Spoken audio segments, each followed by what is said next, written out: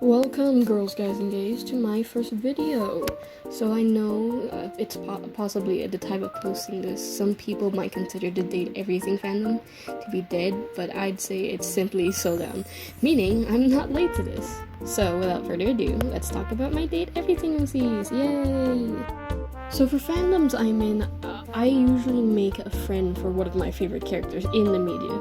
So this OC was meant to be a bathroom character, toilet paper to be exact, and for a while I was okay with that. But then I saw other people's Date Everything OCs that were also TP, and don't get me wrong, in a game like this there are bound to be OCs that shared a similar concept, and that's obviously very okay. But for me, it wasn't really, so I started thinking about what else she could be. So I introduce you Asu, the concept of the common illness or bacteria, whatever. And if you're paying attention to the video or just using it as a background, you'll see that I was struggling a bit on her design a lot, trying to match the other Dateables fashion in wearing items or themselves. But no matter how much I tried, it looked ugly to me. Then I realized I was going about this the wrong way. I was treating her like an object dateable and not a concept dateable. Since, as you may know or notice, the concept dateables don't wear as quirky outfits as the dateables. They're more subtle, I guess you can say, more or less relying on shapes and patterns to get the idea across as to what they are. So for Asu's design, I obviously made her look like a sick person, messy hair, the hot face, hoodie and sweatpants, while adding something unique to the hoodie and top. For her pants, I was stumped for a bit as to what I can do with it, because if I just left it like plain green pants, it would just be boring, until I thought of that she could have those cute patterns on it, like pajama pants. So after solving that solutions, I continued on with adding small accessories to her, like her little ice pack. Originally I wanted to make it like a beret, but I couldn't really make it work, so just a normal ice pack it was. For her story, I wanted to make it like a quest to try and find her, since it's hard to think up a way as to how you will find Sickness herself. The easy route would be giving her an app on Phonecia, but it wouldn't make the most sense for her character to just have an app. So for her quest to find her, it starts off by gaining a relationship with Holly, or other workaholic dateables, but for simplicity's sake, let's just stick with Holly. After getting a relationship with her, you come back to her and she's feeling unwell again. You, the player, worry over her, but she tells you not to worry and that she has a plan to fix this. That plan being telling the flu herself to simply buzz off, asking for your help to find her. You agree reluctantly and ask her how exactly do you find Sickness. Holly is just as clueless as you, but suggests that maybe Maggie knows how to find her. So off you go to talk to Maggie and see if she is any help, which surprisingly she isn't, and she's the same to say that she doesn't know either, but she does point you to the other concept, suggesting that they might know something about how to find her. Depending which concept you talk to, each one will have a different answer. For example, Art and Lady Memoria will say that they're acquainted with her, but don't have the information you're looking for. For Lyric, he'll say that he's acquainted with her and that he's a fan of how Sickness is used in stories, though it seems the same can't be said for her, saying that she doesn't like how she isn't the biggest fan of being used as a cheesy trope. If you ask Reggie or Doug, they'll basically give you nothing and just tell you that they don't like each other. If you ask Lily, she'll have the most information on her, talking about how work and sickness don't really go hand in hand, yet somehow always end up meeting each other. How Sue doesn't like Willie because she always works people almost to death, and Willie not liking her because she ruins productivity. But she does tell you the information you finally need, and that the way to find her is by going into the crawl space and using the deviators on anything moldy or dirty you see. Finally, with the info you need, you report back to Holly and tell her everything you've learned. Excited, Holly wants to meet her as soon as possible. You do just that, going down to the crawl space and use the deviators on some mold you find on the pipes.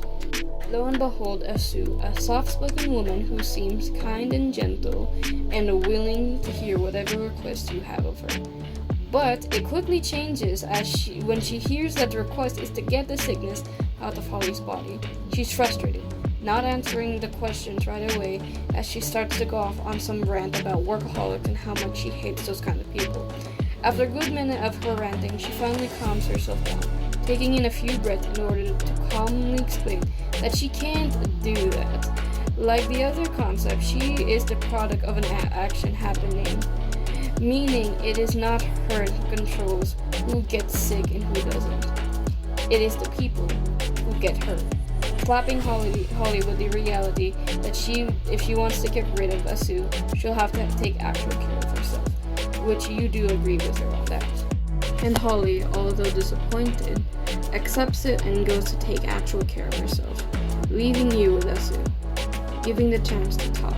You two chat a little, explaining her whole situation with your job and glasses, and in return, she gives you a more simpler way to find her, that being finding any moldy food you can find in Freddy.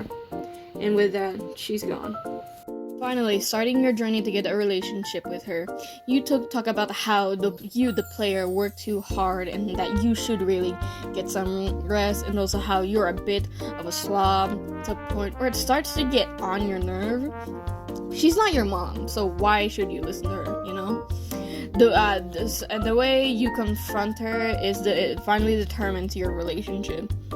You either be really, really delicate and tell her to back off, which gets you the friendship route, or you can go upfront route and tell her that you don't like the fact that she's treating you like a child.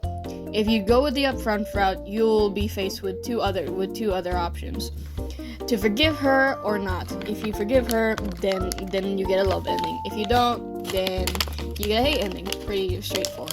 That. I wanted to take a break from talking about her in-game lore and talk about just like the in-betweens, you know, what's she doing in the house, and like is she just like mucking around or just kind of like, you know, doing whatever. Because I think some of us forget that like everyone in the house does know each other one way or another. Even if they don't seem close, they do know of each other's existence, you know? So I just wanted to take this opportunity to talk about her relationships, you know, and maybe if she's mentioned in other people's stories and whatnot. So yeah. Since I made it say in her bio that like she hates workaholics, meaning all of her interactions with the workaholic datables like Kopi, Daisuke, Vault, and Eddie would all just generally be the same, and they just low-key kind of just hate each other and whatnot. But overall, like, you know, they're still chill and whatnot, if that makes sense, you know. Since in her bio I made it say she hates workaholics, she would have the biggest beef with the objects like Kopi, Daisuke, Eddie, and Vault. She would absolutely hate all of them, except Kopi. I feel like she'd be pretty chill with Kopi because like technically it's not her fault, but still, she'd be mad at her. Probably should go more into details with her relationship between those characters because like she doesn't really hate them. She just hates, like, you know, the fact that they're so stubborn. So yeah, as I've mentioned, Kopi, she doesn't hate Kopi per se, but she still, you know, doesn't like the fact that she's working like this. Daisuke, she'd understand, but also not, you know. But like, still, he respects like the hustle and whatnot. Eddie and Vault, though, I feel like they'd have like some like tension going between them. She antagonizes Eddie and whatnot, and Vault kind of like, you know, is there to kind of act as a bridge, but Asu knows that Vault is no better than Eddie. So yeah, both of the men don't really like Asu, but like she kind of does frequent their pub and whatnot, their club, for drinks, because she does like a good drink once in a while. For her friends, like beside the other concepts, is a bit tricky to think on because like I have to like think about like what would they talk about, what would they have in common to make themselves friends, you know, which is a bit hard to like really think about, since like I don't think like, I'm not saying she wouldn't get along with anyone, but I don't think like, to me, she wouldn't like, you know, go as far as to call any of them like her friends. Like Lyric, like, you know, Lyric is like her friend and whatnot, but so I don't really know what friends like she could have that aren't dateables, so that is a bit tricky. With her being like bacteria and whatnot, I think she'd be like friends with all like the quote-unquote dirty dateables. I'm not like people in the crawl space she'd probably be friends with. Like she'd be friends with Vaughn and Bodhi and whatnot. I think they'd like get along. They'd have like some pretty interesting conversations here and there, you know. I still want her to have that connection with the bathroom dateables, since like if you don't clean like a space, like, you know, soon enough, or just like if you keep a space dirty, you will get, you know, contaminated by it / sick. And the thing with her is basically if something has enough bacteria that can get you sick, then she will appear beside an object that has enough bacteria and whatnot. So she would definitely know of Jinwoo, be very familiar with him, since like I don't know if it's just me or not, because like I think it's the hinted / mentioned that like the MC does not clean Jinwoo. So yeah, those two would be very acquainted with each other and whatnot. But do they like each other is the question. And my answer to that is kind of. They do share a love for music, but I do think they'd have like clashing opinions of it. But overall, I think they'd be like, you know, be pretty good acquaintances. That being said, since you can find her in like moldy food, she would also be acquainted with Mitchell and whatnot, you know, but not as well acquainted as like, you know, Jean, because like you throw away moldy food as soon as you can, you know, so they don't meet that often, but Mitchell does know Vasu and vice versa and whatnot. And of course, last but not least, her and Willie. They have a very complicated past with each other. They are frenemies at best. I wanted to like, you know, like what if they had like a quest? They had like a quest where you, the MC, had to like fix their relationship and whatnot, because like, you know, and make them be like friends and whatnot.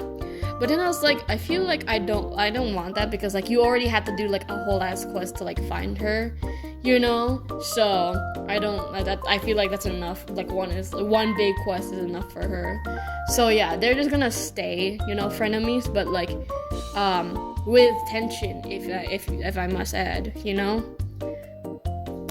Now that we've got like her relationships with the other dateables out of the way, it's time to talk about her realization ending.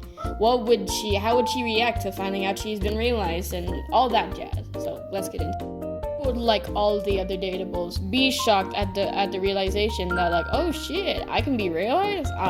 Like me as a concept can be realized? Are you sure you want that? You know, just sickness being out there in the world, you know.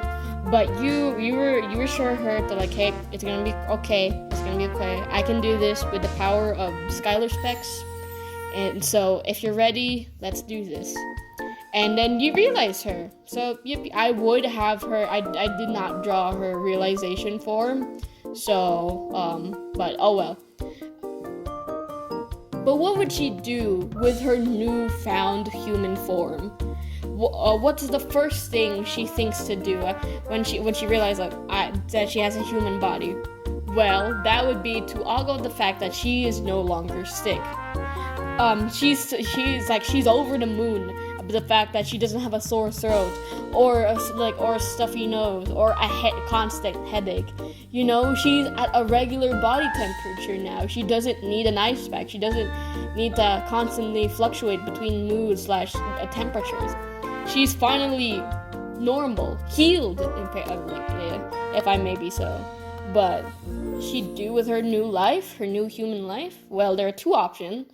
She runs a bar where workaholics alike can come and take a break, or she becomes a school nurse and takes care of the children and watches them grow up. So yeah, that's a Sue.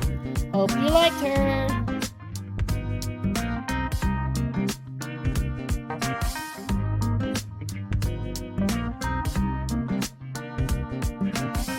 I don't have the footage anymore. I deleted the speed paint like a while ago.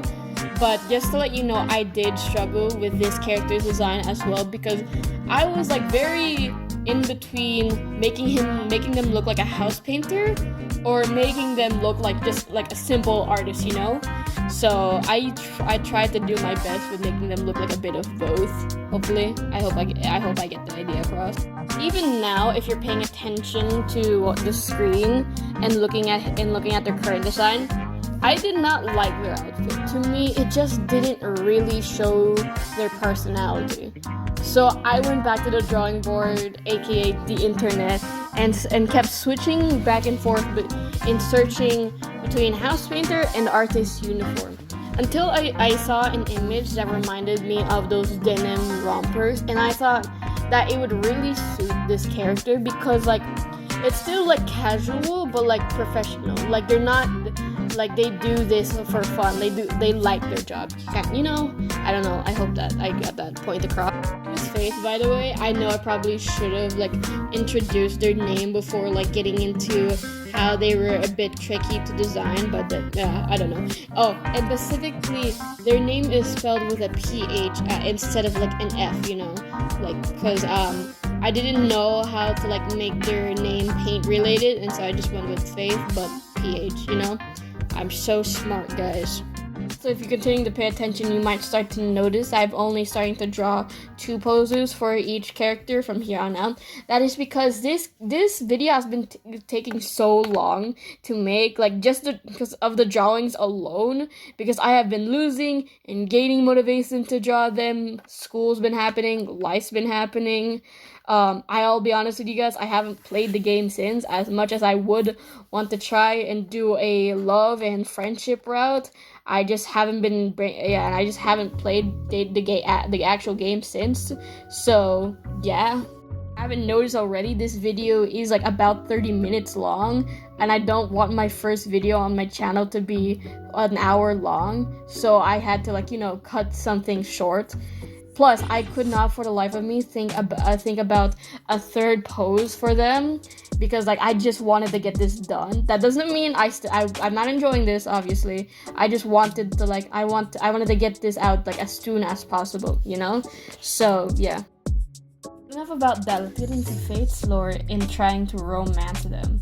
To start it off, you can find them just chilling on top of Shelly in the breaker closet. Once you use the deviators to bring them to life, they don't really notice you at first, not being able to hear you with their headphones in.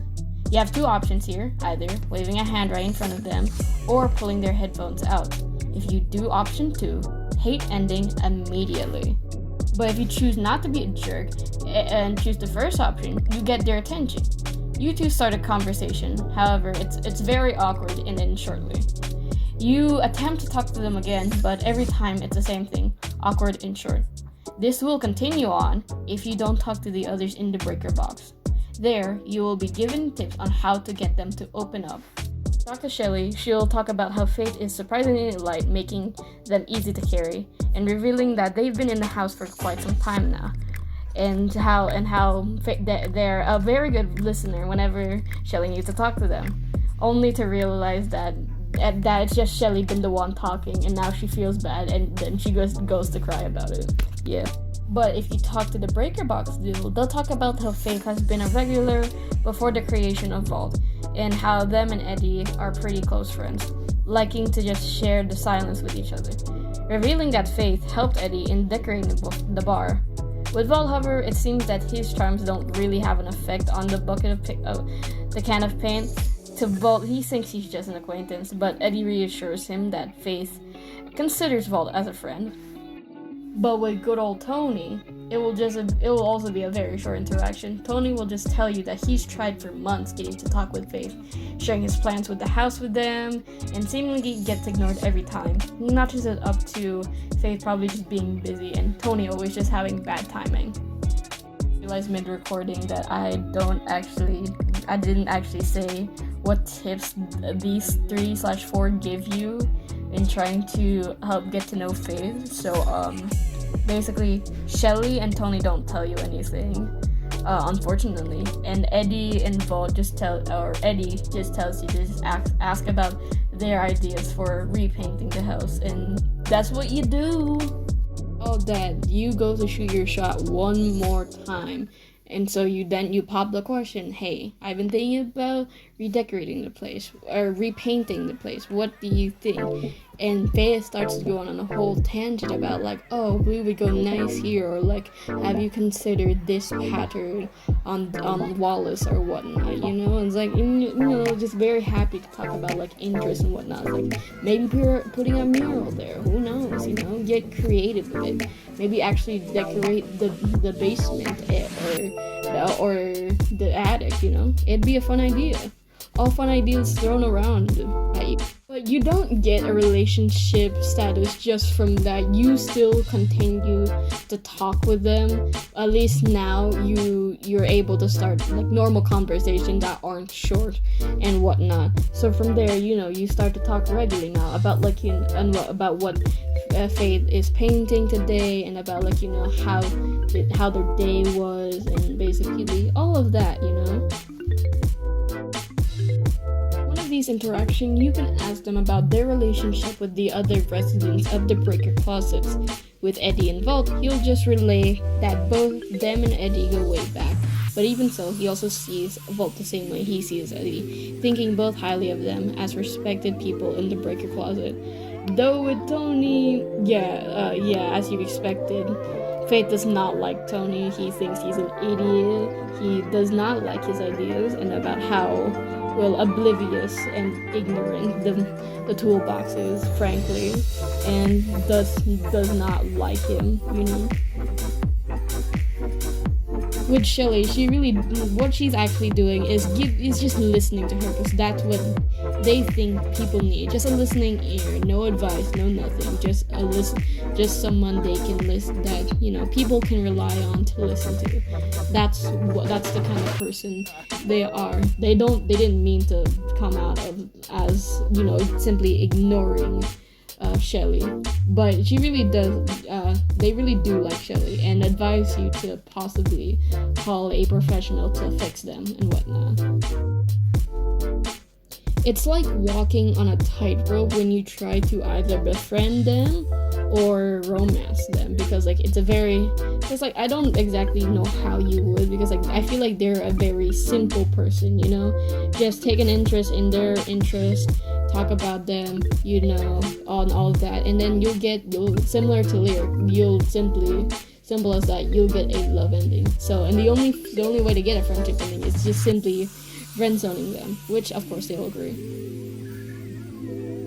Also, I thought it'd be like a fun concept that Faith like has like a complicated relationship between Wallace, because, you know, paint on walls, and you get the idea. But I also was like, whoa, what if she's like, since Wallace is like a warrior, what if like Faith was like the royalty prince/princess is like the reward that like Wallace would get, so they'd have like this like kind of like arranged marriage possibly like situation and dynamic and whatnot. But I was like, I don't want to resign them again to look like royalty.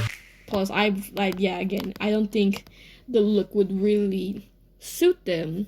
So I just kept them the way they are. But Faith does mention their relationship with Wallace and whatnot. So at least Now for the realized ending, I kind of wanted them to have like the ending where it shocks you that like, oh, I can't believe that this character would end up doing this thing of all things. So like I thought about like what if like they model like in front of houses to kind of encourage people to like, oh hey, you should paint your walls like this instead of like all this like modern white and gray and whatnot, you know, all boring and like futuristic, and instead like go back to being aesthetic and whatnot. Or they could end up being like those color therapists. I have searched it up. Apparently like, there's such a thing called color therapy, so maybe that's what they become, you know, with their whole color thing and whatnot. But overall, I do hope you like Faith. So yeah, that's them. All right. I also did not like this post. I don't know why. I don't think I like the eyes. So.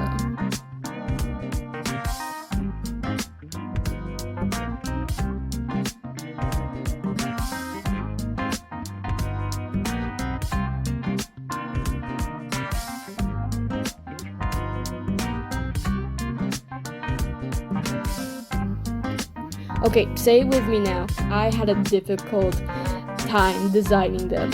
Why? Because Stu, or Paz as he'll insist on you calling him, is supposed to be a self-defense taser one, right? Like those handheld ones. And I was like, I wanted to it's like very difficult to try and convey that with like such a simple shape, you know, other than the horns. So I was like, how do I convey this? I was just like, I could make it look like he has like a snatched waist, I guess. And so I was like, okay, but how? You know, how do I do that? And so I thought like maybe he has like those like police harnesses. And I was like, yeah, it looked good, but it didn't look like it suited like his, you know, his brand and whatnot. But then I was like, what if he has like those like wide brim, you know, jackets? Like I hope that, yeah, I think I conveyed that pretty well. And so like it still conveys the shape pretty well. I was like, I'm a genius. And so yeah, I also added those like, you know when like police have those like little flaps like on their shoulders? I think from what I've seen it's apparently to hold their walkie-talkie. Yeah, I did that for his jacket, but like I made like the buttons little horn thingies and whatnot.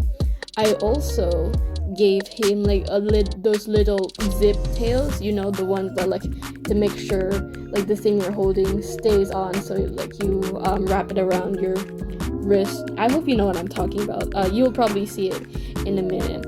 I also had like trouble with his hair because like I was like he's meant to be, you know, well, like his hair is tied behind his back. Well, his hair is tied back. And so I was like, I'm not very good with drawing, like, you know, no bangs. So I was like, how do I do this? But luckily enough, I went to Picrew a while back and like just like made him in like a Picrew styled arcane.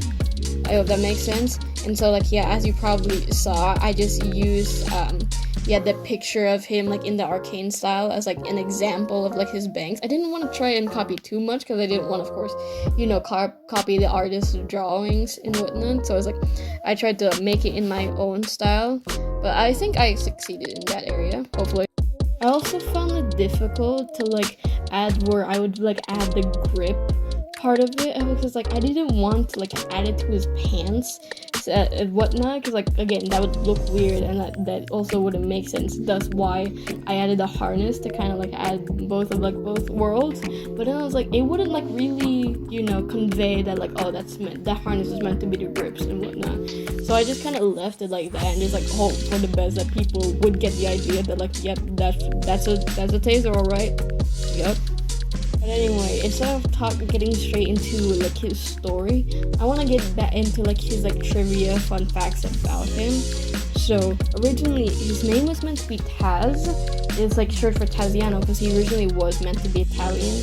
But like when doing like pose B, the second pose where he takes off his sunglasses, he didn't really convey Italian to me.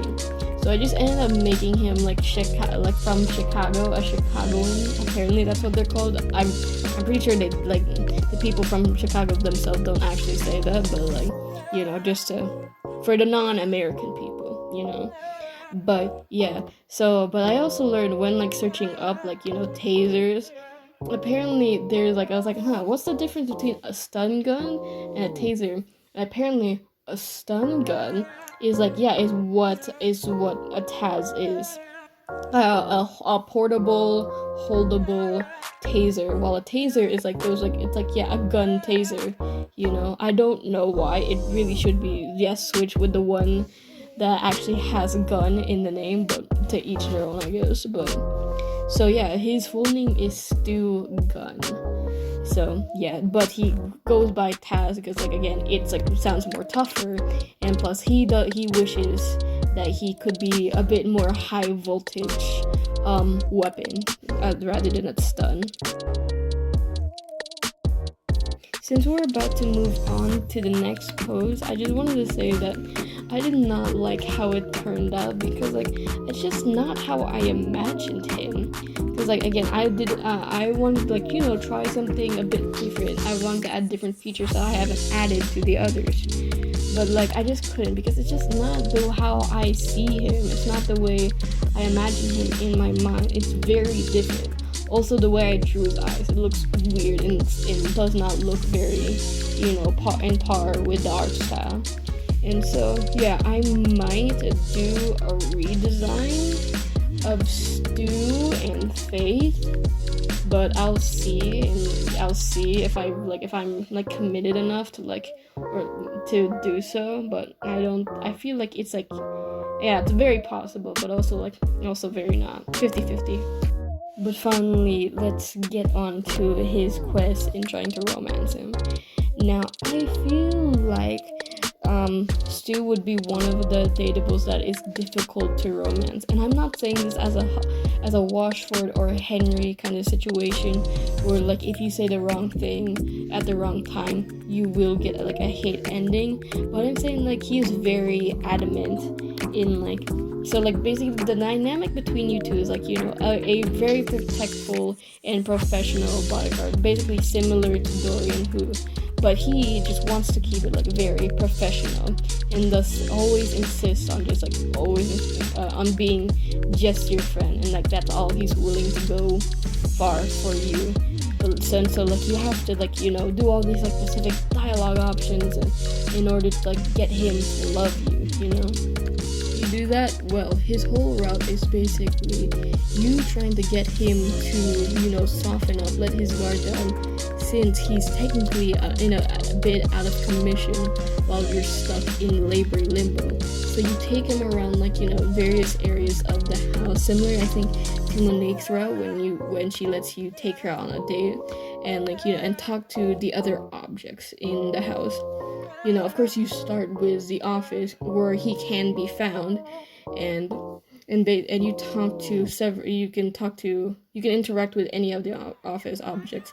The most notable one being him and Penelope, because they seem very close, and, like, their whole dynamic is, like, more realistic version, romantic, hopeless romantic kind of situation. Which I know Penelope isn't a hopeless romantic, but, like, you know, basically office romance, and versus, like, this isn't HR wouldn't allow this kind of, you know, person, you know.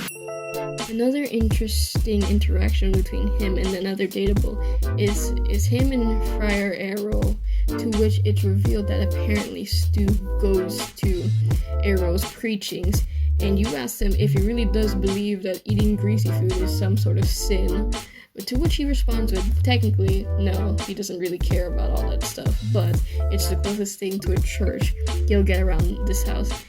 If you continue to ask on about his religion and how, like, he's religious, you will be able to collect a collectible in which it is a gun and a nun headwear, to which Stu will explain, my mother was very religious, but me and my siblings were very much troublemakers, and then it just shows pepper spray and brass knuckles in, like, normal clothing or, like, rebellious clothing and whatnot, and how he was a bit of a not really a black sheep, but still a stickler for rules, and how he's always been like that due to his mother and whatnot, thus kind of putting a wedge between him and his siblings' relationship, always being a snitch and whatnot. Anyway, back to how you can get a love ending with him.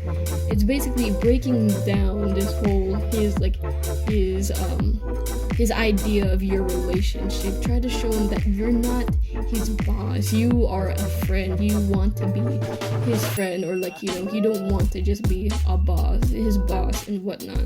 And you know, after, like, if you are successful in showing that, either by you agreeing with him, like sharing in his interests and other things, he will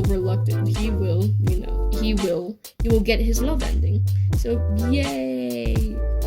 And once you realize him, he goes out into the world and joins a self-defense class where he's able to climb the ranks and like become a teacher of his own. But he doesn't exactly find the joys of it. He starts to find the interest of the movements, the graceful movement of throwing a kick to your opponent's face and whatnot. And thus, with the help of like one of his students / you know, friends, he ends up being like a famously known ballerina, known for his powerful kicks. And that is Stu, and that is all my dateable OCs, date everything OCs. I hope you enjoyed. Bye bye.